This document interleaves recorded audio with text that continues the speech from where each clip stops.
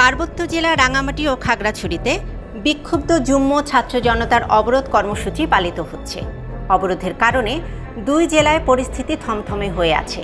শনিবার 21 সেপ্টেম্বর সকাল 6টা থেকে সিএইচডি ব্লকেট নামে এই অবরোধ কর্মসূচিতে বন্ধ রয়েছে দোকানপাট, বাজার, নৌঘাট এবং সব ধরনের যানবাহন চলাচল।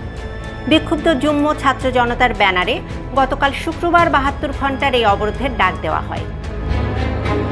এদিকে পাহাড়ে সার্বিক পরিস্থিতি নিয়ন্ত্রণে রাখতে এবং পরবর্তী যে কোনো অপ্রীতিকর ঘটনা মোকাবেলায় সতর্ক অবস্থানে রয়েছে নিরাপত্তা বাহিনী। অপরদিকে অবরোধের সমর্থনে কয়েকটি স্থানে সড়কে আগুন জ্বালিয়ে বিক্ষোভ করতে দেখা গেছে অবরোধকারীদের। রাঙামাটি ও খাগড়াছড়ির প্রশাসন ও স্থানীয়দের সাথে কথা বলে জানা গেছে, সকাল থেকে রাঙামাটিতে কোনো ধরনের যানবাহন চলাচল করছে না।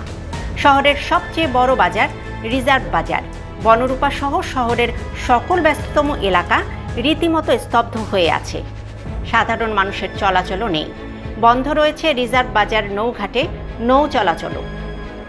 এদিকে খাগড়াছড়ি, দীঘিনালা, খাগড়াছড়ি সদর এলাকায় থমথমে অবস্থা বিরাজ করছে। কোনো দোকানপাট খোলেনি।